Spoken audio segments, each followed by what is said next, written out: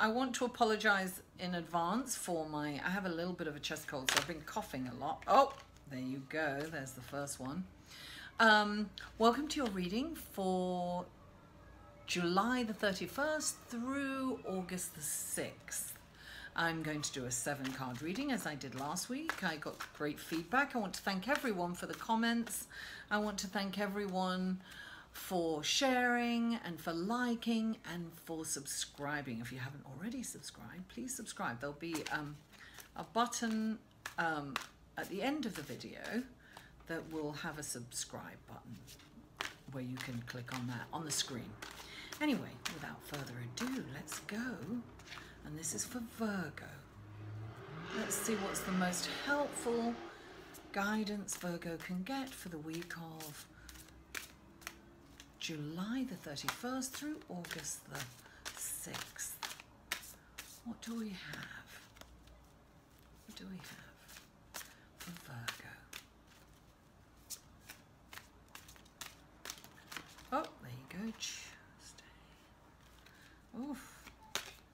2 5s already. 2 5s, Virgo. What's going on with you? Let's see. Okay. Oh, okay.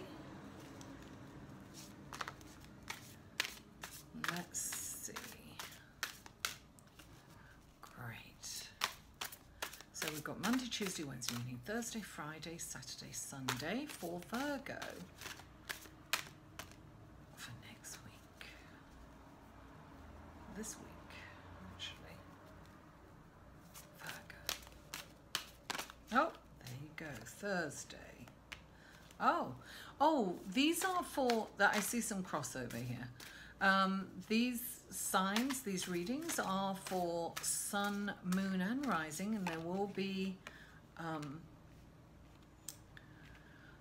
Monday, Tuesday, Wednesday, Thursday, Friday.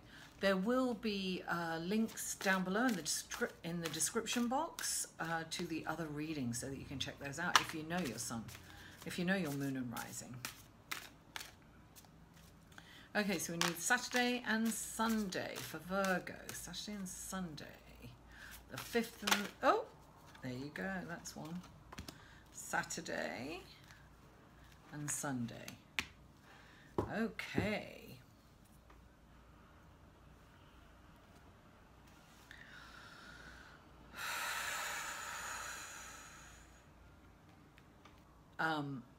Monday, we have the 5 of fire. Now, the 5s are usually conflicts, turmoil, they can be chaos. They are temporary, they're temporary situations. So they're not, it's not a permanent situation, but Monday, it looks like there are competing energies going on, and it seems to me that this is a general reading, of course, Virgo, but this could be a work situation. But it will be tendencies to have conflicts with others. And it's almost like a competitiveness, and it's like... so on Monday, when you're aware of this now, right, Virgos? So try to avoid those conflicts and withdraw from them. It's not going to be a good feeling for you getting into this conflict. And it's not just, you know, it's just the energy of the day. So it can be, it can be as being on with tech support and just, you know, lashing out at them because of your frustration. You know, it can be I mean, we've all done that. Poor tech support or customer service. It can be something like that too. So try to bring yourself back and say, you know, have some compassion and some kindness and just withdraw and don't engage. So just so you know that this is the underlying energy for Monday, conflict and competition. So the 5 of water is the emotional realm, right? This is passion. Passion can also mean anger, you know, and frustration. So that's Monday. Tuesday is an emotional card, and it's that general feeling of disappointment, and it's like looking at your glass half empty kind of energy. So, you know, in this card, right, there are all these broken glasses in the front, but here there's these two huge chalices. So this is like focusing on the broken glass instead of the glass that's there. So if you have a set of, say, 6 glasses and you've broken 2, and you're just consumed with the fact that you've broken 2, and it's frustrating, and you hate that you've broken 2, and it's ruined your life. I felt like that. And it's ruined your life. And you're not saying, oh wow, I still have 4 of these beautiful glasses left. You know, you're like, I broke those bloody glasses. What am I going to do? You know, my whole life is falling apart because I broke those glasses, when really it's inconsequential because you still have these beautiful glasses left. So it's that kind of energy.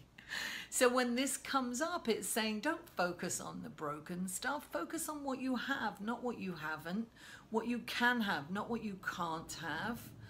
What, you know, the good things that have happened, not what, you know, not the bad things. You know, it's look for the silver lining in the cloud. Look for the blessings in every moment and the magic in every moment.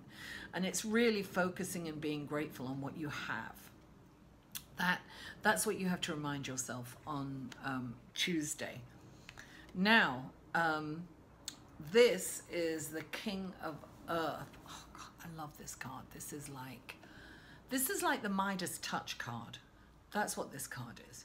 So it's like whatever you touches turns to gold. This is like a really good time to like focus on your creative endeavors or a business opportunity. This is like an opportunity that can come up, and it's like you've got the Midas touch.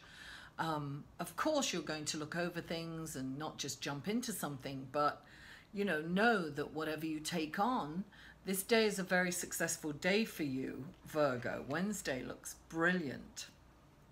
So now Thursday, this came up for Leos, not in this particular spot, but it's the Unity card. And when this comes up, it's asking, I always say go where it's warm. It's like asking you to connect and to get with your, I always say get with your tribe, right? Go with people who have the same kind of belief systems, the same, you know, like-minded people. Now, sorry, for some of you, this can actually mean, you know, going to church. It can mean a spiritual growth. It can mean seeking out a mentor, like a spiritual guide. It can be joining a group. It could be like a running group or a hiking group. It's something that's really going to feed your soul, and you're going to be around people that really get you and you get them. Go where it's warm. That's Thursday. So seek out those people that are going to support you, lift you up, and, you know, cheer you on. That's what Thursday is opening up for you. And then Friday is the 10 of Air.